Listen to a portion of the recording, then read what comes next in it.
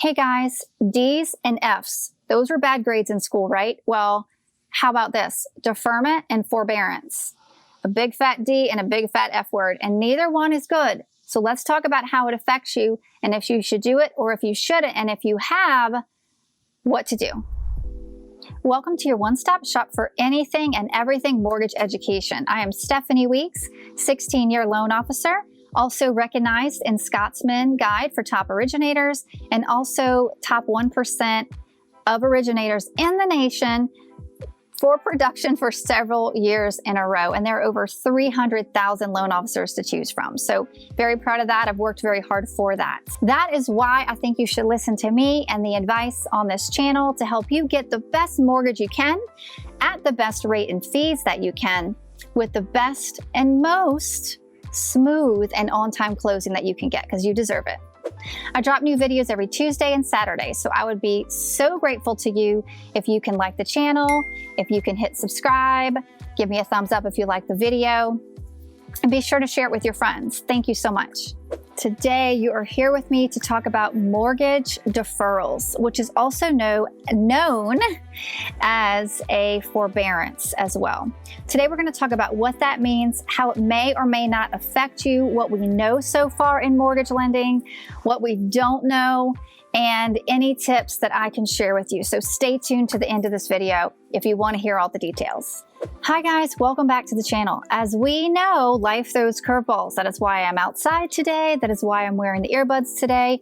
Hopefully the sound ends up being okay, because nothing is going as planned whatsoever for me. But I felt like this topic was so huge that I could not miss this recording today. It is mortgage deferment or mortgage forbearance. So what does that mean, first of all?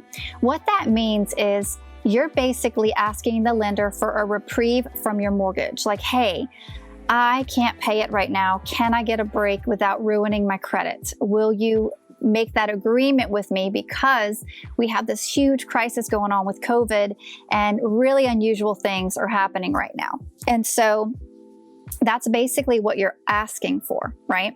If you can avoid a forbearance, if you can avoid a deferment, please do so. I have had people that did not need it at all, but thought, what the heck, I'll take the break. They really shouldn't have done it. It's affected their approvals. It's affected their closings.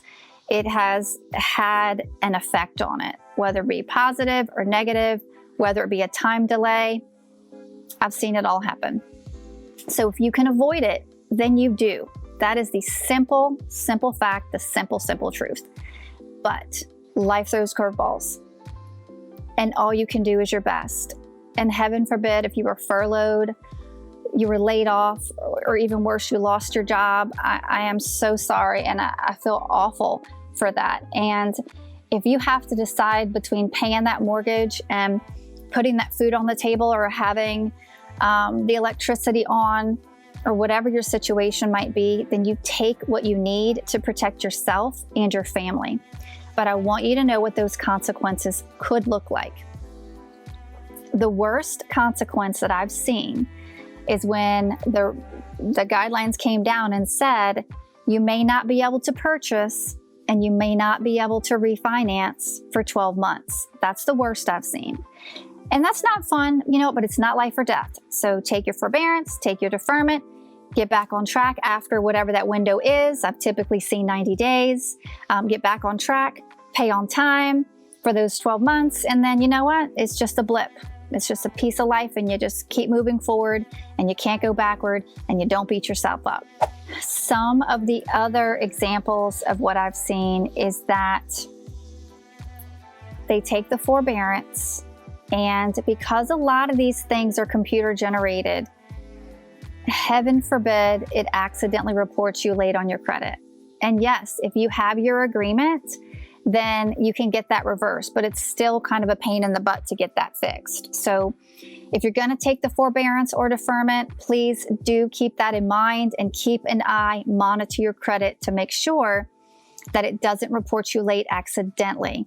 It's not humans back there going, they're late, they're on time. It's a bunch of automations. So you want to make sure you're protecting yourself from that. The next thing is if you do have to take that forbearance or deferment, you make sure you do not take that unless you have the agreement in writing. In writing, in writing, in writing. And please read every line of that to make sure what you're getting into.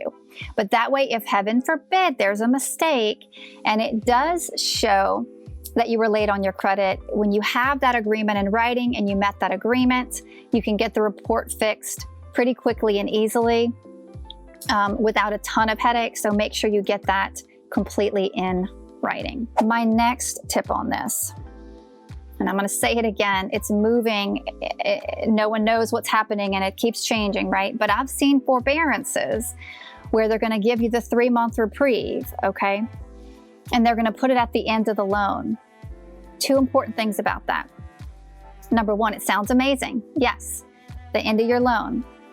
Good option if you have to go there.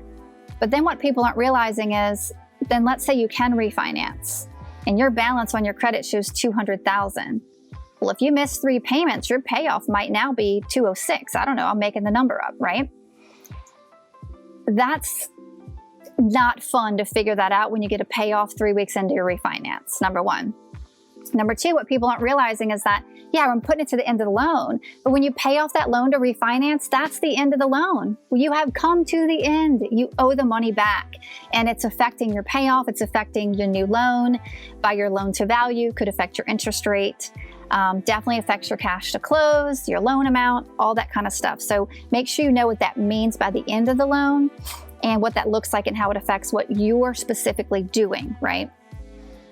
And then the other thing is I've seen some of these forbearances where the 3 months is due in the 4th month. So let's say that you got a reprieve for March, April, May. Sounds fantastic. But if you didn't read that agreement, what if all 4 months are due June 1st? And I've seen that happen. And I've seen where people were really lucky and they ended up having the money and they caught up the 4 months. But I've seen people who didn't realize, didn't read what they agreed to, and were caught off guard. And now they, of course, don't have 4 months at once. And so what happens is you just shot your credit. Not a good shot, not like a B12 shot of excitement, right? A shot of not good, really bad. Not good, Larry, as my husband says when they're joking. He's joking with his friends. Not good, Larry.